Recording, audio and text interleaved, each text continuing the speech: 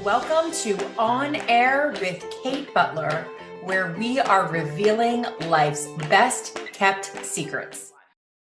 Welcome to On Air with Kate Butler, where we reveal life's best kept secrets. I was almost going to say relive, but we can relive them too. We can reveal and relive life's best kept secrets, especially with our guest today, who I am thrilled to introduce to you, my beautiful, beautiful friend and colleague. I'm going to read you a little bit about her bio because it's that good that I want to get it right, and I don't want to miss a word. You know it. Yes, let's own that. Okay, listen. Jenna Edwards is now a two-time #1 best-selling author. We'll get to that in a minute. Yes, yes. Who has spent the past 2 decades in front of and behind the camera. So I love this about her as an actress in Buffy the Vampire Slayer, Malcolm in the Middle, and producer of April Showers, #1 on iTunes, and In the Darkness, the first narrative feature for Hulu.com. Nearly being killed in the 2003 farmers market crash, which is a wild story in Santa Monica that led Jenna to a path of understanding mindset in order to heal her and her severe PTSD, which obviously, like, maybe she'll give us some insight into the story today, but it was really a journey. Now, coupling this mindset work with Jenna's collaborative background, she has made her way into the exciting field of professional facilitation, where she helps companies and youth leadership organizations understand not only what their goals are, but how they can work as a team to achieve them. She is passionate about helping other people uncover the way they can best achieve their goals, creating a win-win experience wherever she goes. You can learn more about Jenna, and we'll repeat this again at the end, at www.jennaedwards.com. She's a great follow. Check out all the things that she is doing, and you'll see why as we get into this. Jenna, welcome. How are you today? Gosh. I'm good. It is very early where I am, so the day has just begun, and I'm excited to start it with you. Thanks for having me on the show. Absolutely. So you are do you consider where you live Southern California? Yeah, Los Angeles. Yeah, okay. Southern California. I don't know why I always thought that was mid California. Like when I was like in Orange County, I was like, that's so north. Oh, really? So that's funny, right? So funny. Totally Southern California. So she's in LA, obviously, because she's out there doing all the things that we just talked about. But Jenna, you recently became a two-time #1 best-selling author. So can you tell me a little bit about that journey for you and what that was like? Well, how crazy pants is that, first of all? Thank you for all of your hard work and your team's hard work on making that happen. I think the first time we did it, it was not international. So now, as of yesterday, it's international #1 best-selling author, which is just, I still haven't wrapped my head around it, honestly. Ever since I was a little kid, I wanted to write and impact other people with stories. And I came to LA to be an actor so that I could do that. And through all of the ups and downs and experiences and networking, is that Bella? Oh, that's Livy. I actually pinned you so our audience couldn't see that. Oh, that's hilarious. They can say hi now. I always like to make these things real. I don't know if you do, but 100%, and our audience knows this by now. Right? About that, like, though, why pretend that we're like not, doing it where we're doing it? Anyway, we have lives. Great. She had wonderful. She wants to go play with her friends, and I told her she had to walk the dog before she went to play with her friends, and the dog's underneath my desk. So she crawled on the floor to go get the dog so she could walk the dog and do her chores before she goes and plays with her friends. So, oh my God, that's so awesome. Oh, that's so funny. So, yes, international. Yep. Yeah. Through all the ups and downs, with the crash that you mentioned earlier in the intro, I dove deep into self-development, which is where I met you and became and started to shift my storytelling into books. And it's been a wild ride and so much fun. And the co-authors in the book are just phenomenal. So I'm stoked. The So the journey's book we're been talking amazing. about is called Moments Woo! That Matter, and Jenna is one of the co-authors in this book. This was the last time I checked, I think number 2 overall in Canada last night. Oh, wow. It's really skyrocketed in Canada and the United States, right? But we knew the United States a little bit earlier in the day yesterday, and then it just climbed and climbed and climbed in Canada. And I So believe it'll exciting. start ranking in the UK and Australia as well, but we're kind of waiting to see those numbers unfold. But right now, bestseller in the United States and bestseller in Canada. So you're right. It's really kind of wild when you understand that the book is truly, truly traveling the globe, right? That's Um, so you have 2 stories out there. There's one that you really get very vulnerable, right, about this moment that happened in your life, and it put you on a trajectory of personal growth and mindset, right, and healing. mm-hmm. And then that put you in a position now where you're like, I kind of understand who I am now, right? I have a very deeper understanding, much more clear about, who I am, what my gifts are, and how I can also help others, right? And kind of Mm-hmm. producing, if Yeah. you will, right? Like their own journey along the way. So tell me a little bit about that bridge there, right? And so you were in this healing journey, and then walk me through Yes. kind of to where you are today. Okay. So we'll go really far back first, right? Sure. So I moved Yeah. to Los Angeles from Minnesota when I was in my early 20s, and mentioned earlier, almost was killed in this like giant event 20 years ago, which, if you can believe it, mind blowing. Where this elderly man drove through 4 blocks of people at the farmers market in Santa Monica. And I always just say my brain broke. Like, I had severe post-traumatic stress disorder. I couldn't read. I stuttered when I talked. I forgot basic words. And I was acting at the time. And I just done my first like big TV show, Buffy the Vampire Slayer. And I thought, oh, my career's gonna take off, right? And then I couldn't audition because I couldn't read and I stuttered when I talked.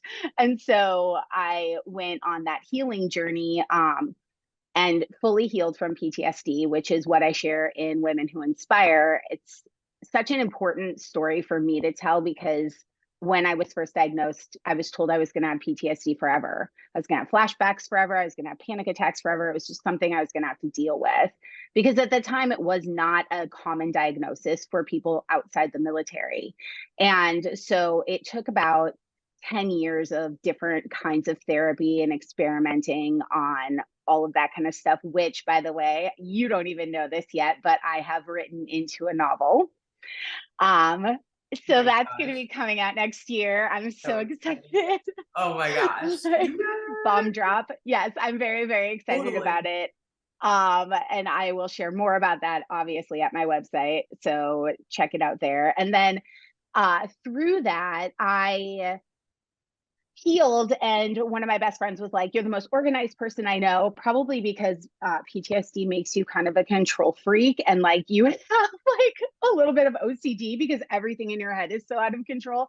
So it's kind of hilarious that that was like a byproduct of it. But because I was so organized, he asked me to produce his senior thesis, his film, his short film for college. And so I begrudgingly got into producing and ended up in this feature film, which is what I talk about in the current story, Moments That Matter, where I was just recently like in my healing.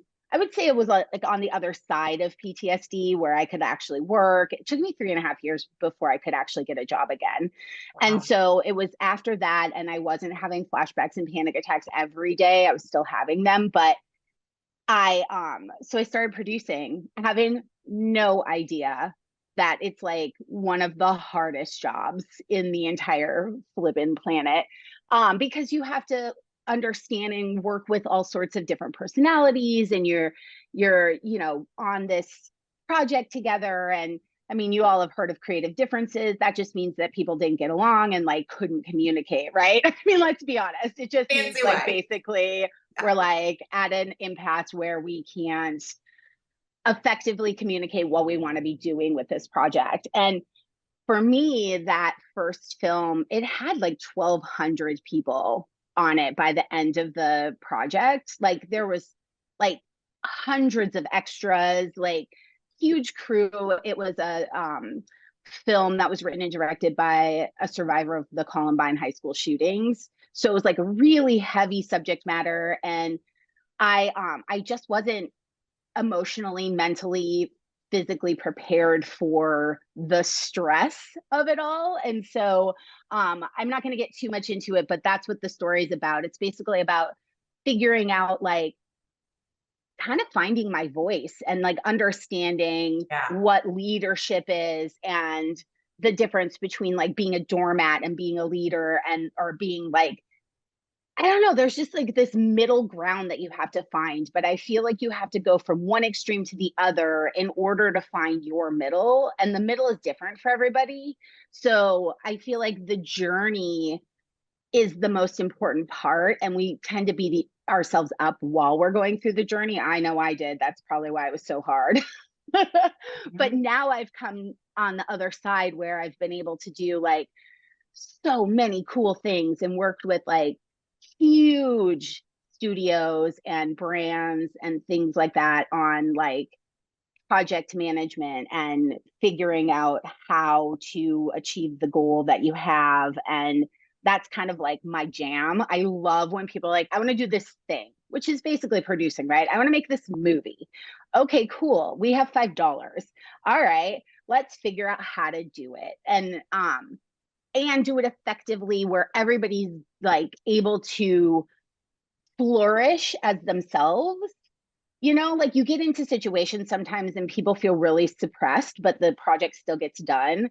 But I've Mm. noticed the best projects are the projects where every single crew member feels empowered to be who they are.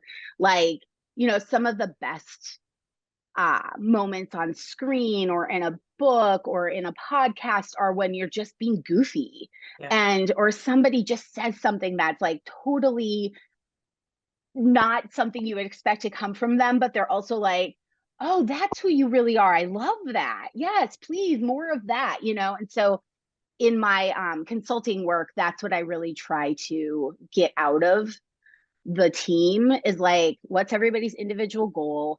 How does that match with the ultimate goal? And how can we do that in the most effective and fun way? Oh, I love that. Your background is perfect for that. Your background is absolutely perfect for that. So, I have so much to unpack here. I know. And I just babbled for Where like do I want to go 20,000 next? hours. Yeah, no, this is just so brilliant. Your journey is really, I really appreciate the way that you always look at life, right? And so in Aw. the conversations and interactions over the years, you and I have known each other for several years now. And I love that it's always very real and authentic with you, right? Like Hmm. you take today, for example, right? You're like, hi, little kid in the background, right? Like we're not even I going know. that happened, right? Like, yeah, like everyone knows I work from home. It's not like a big secret. You know what I mean? Like everyone knows I have kids, right? Well, and your kids are fantastic. So Oh my I'm like, God. let's bring them in. No, but that's who you are, right? Like you're just so real and open. I really appreciate like the way you look at life. And it doesn't mean it always has to be sunshine, even though you are often a ray of sunshine. It doesn't always have to be that way either, which I really appreciate about you. And so with that being said, if you were to talk to someone who maybe you talked about being on the other side of it, being through it, kind of getting, to a point. What if they're not there yet? What would you Mhm. say to someone who isn't quite to the other side yet? Where would they begin, or what maybe advice might you share with them? I have a couple of things that just popped into my head. And thank you for that question, because I think it's such a important, you forget that you used to be over there, which is a great thing to point out. If you are over there and you are struggling, it won't be that way forever. Mhm. That is the most important thing. I Mhm. think once the psychologist that I was seeing said, "Oh no, you can heal from PTSD." Everything changed for me. Mm. Everything, because at before that I was like, well, this is something I'm going to have to learn to deal with. When they said you can heal, it shifted the journey. Mm-hmm. And so my advice would be, we're all different. There's a million ways to do anything. There's a million different ways to look at the goal that you're setting for yourself. If that goal is healing, be willing and open to experiment with different kinds of therapies. I had no idea how many therapies there were. Like, it blows my mind even to today. Like, and there are two stories in the book that I know about, because I haven't gotten through the whole book. I have to be totally honest. I'm still reading it. But one's an art therapy. It's Erica, right? And then I think it's Aaron who is it Aaron who talks about movement therapy? Erin? Movement therapy. Yeah, she's a former ballet dancer, professional Oh, ballet oh, oh, dancer. oh, oh, you're talking about Nicole. Oh, Nicole. Yeah. The Aaron's I Ruby. mean, Like, hold on a I'm second. so sorry. No, See, no, there's don't be so much sorry. good stuff in there. And 100%, I, 100%. Yes. right? Dancer movement therapy. Yep, yep, absolutely. Yep. And so That's anybody beautiful. who's watching this, Yeah, you these are should unique ways. pick up the book, try it out. If it works for you, great. If it doesn't, do not get discouraged, Yeah. because you will find something that works. That is like probably the biggest piece of advice I could give. Mm. And the other thing is, like, it is a journey, but it's also important to, like, I realized when I was going through kind of the end of the like full on healing journey, I was looking at it like a broken bone. Like, my brain broke. I didn't have a head injury, but my brain broke. And if you break your leg, you're going to put it in a cast. So Mm. that's the first phase, right? Then you get the cast off and you go through physical therapy so that you get stronger and you know how to handle certain things, right? So once I had my cast off and I was learning how to handle certain things, I realized that I got dependent on being in that therapy part. And it took me a minute to be like, no, no, I'm better. Like, I'm better.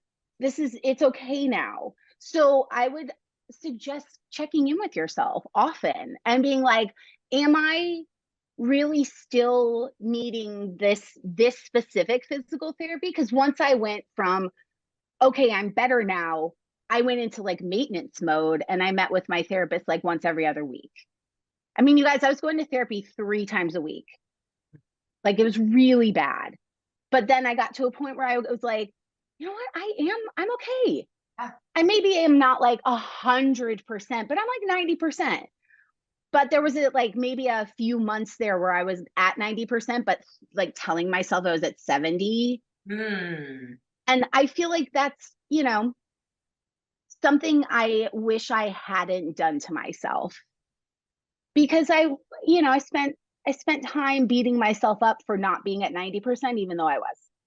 So what would you have told yourself if you could go back in that time?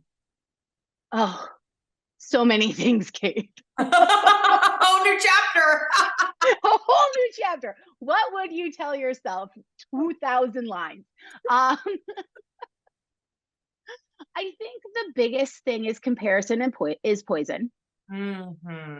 Comparison is poison. Mm-hmm. If it's because I was comparing myself to people who had it worse, even though I literally couldn't function. And so that's a huge one. Be kind to yourself. Um, and I think the most important thing for me was defining what kind meant, Mm.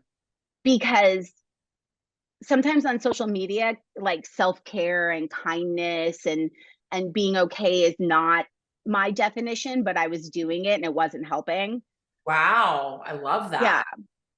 So I would say define what healing looks like for you. I feel like it's a lot of definition, and then being okay with it looking different from what other people think it should look like. So Do you good. know what I mean? I tell you, she is the coolest way of looking at life. I love it. Absolutely. Okay, so as we kind of wrap up here, I want to dig into this producer mindset that you have. Mindset, both, right? Like that's the way your mind works. Also, it is a mindset. And so it's just, we could spend hours unpacking this. But really what I'd love to begin to translate, right, as an opening, for the listeners, would be what can you share with us about your producer mindset that can translate to help other people in their own life? Because you do have a really 100%. beautiful way of like looking at challenges or opportunities, right? Or just life in general. And so what can you translate over to the audience to say, like, this is kind of the way my producer mindset works, and this has been very effective for me? Yes. Thank you for that opportunity. I think the biggest key to my mindset is looking at it without ego, whatever the goal is, whether it's losing weight, healing, getting a movie done, writing a book, like whatever that is, define the goal for yourself. Like I said earlier, it's going to look different for you. And that is absolutely wonderful. It's not even just okay, it's freaking wonderful, because if we all did things exactly the same, it would be boring. Figure out how you work best, and then look at it like a project. Even if that project, like I said, is your healing can be a project, right? That way you can remove emotion, you can remove your unhealthy ego. My therapist likes to say we all have healthy ego, and that is what we're working towards. But when you're in the healing journey, it's real hard. So I just say, like, remove it, put it over there. It's going to be fine. It'll keep you safe. I promise. It's on autopilot, y'all. We don't need to nurture our safety ego. Exactly. And then literally the phrase, right? We're like, oh my totally. gosh, I have to. It's innate. We're good. It's got you. I mean, that's the thing too. It's got you. You're protected. Yeah. No matter what you've been through, you're still here. So it's working. Maybe it's not working so effectively. Working. Right. Right. And then the one phrase that I constantly repeat is, whatever the next step is, you make the decision based on what's best for the project. That's it. What's best for the project? Because then it removes so much pressure. Yeah. Because it's not about you at that point. It's about the project. Oh, it's so good. I love that. You can apply that to so many places. Oh my gosh. Every day. And it's a practice, right? Like, let me tell you, I have not mastered this when it comes to eating healthy. I have not mastered it, but I'm working on it. I'm not working on it. I love it. See, but that's exactly it. I feel like we should not feel guilty if we're not working on something. Love that. Right? It's like, that's fine. It's your life. If this is not what your focus is right now, great. Yeah. Don't deny that, because then you're just putting energy into something that isn't going to move you forward. So good. So good. Do you not love her? Oh my God. Okay, so cute. I just adore you. I really adore you. So, okay, in last words, what would you like to offer? What would you like to share with the audience? Any, kind of words of wisdom of somebody right now listening to this going like, oh my gosh, that's so cool. I can't wait to like use that phrase. I can't wait to ask myself that question. I can't wait to check in with myself, right? Or someone, that is like, okay, I really need to sit with this and, kind of, really take in what you said. What are some last words of inspiration that you might be able to offer someone? Buy the book. Yeah. I mean, for real, buy them all, because every single book has such a unique, like so many unique perspectives and unique stories. Because I really do think if we are going on some sort of development journey, we need to gather ways of doing the thing. Like, there's a million ways to do anything. What's your way? right? And cherry picking, right? So like when you Yeah. have all the information out in front of you, then you can cherry pick what really resonates with you. Oh, that's Yes. good. I love that. That's really, really good. Jenna, thank you so much for being you, number one. Aw.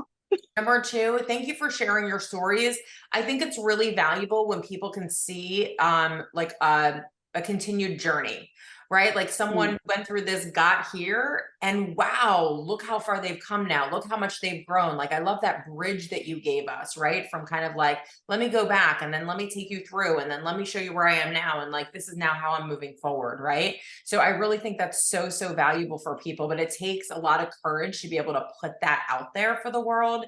And you're really putting a lot of work out there in a lot of big ways. So thank you so much for showing up. Yeah, well, thank you for the opportunity. Like, that's your gift. You open up this like amazing platform for people to be able to share their stories. And I think that's so beautiful. And I'm really grateful to you and to everybody watching. Like, the collective energy in Kate's world is definitely feeding all of us to share our stories. So anybody who's watching, thank you. It's important. Yeah. Sharing, connecting, getting out there and living. That is what it's all about. Like really, truly taking a big, huge bite out of life and living. That is what it is all about. Go out there and just get it, right? Check Jenna out at jennaedwards.com. She's going to have a lot of beautiful projects unfolding. Like I said in the beginning, she's a great follow. It's so interesting, always fun and new, exciting projects going on. So you definitely want to check her out at jennaedwards.com. And until next time, go on, live your best life. And so it is, everyone. Thank you so much for being here. We will see you next time. Bye. Thank you. Bye. Thank you so much for listening today. I would love to connect with you on social, and you can find me on Instagram and Facebook under Kate Butler Books. If you're interested in accessing some life-changing tools and techniques, you can grab those right off of the homepage of my website for free, and that is katebutlerbooks.com. And you can always check back here to download new episodes from our podcast right here where you listen today. Until next time, thank you for making this world a better place just by being you.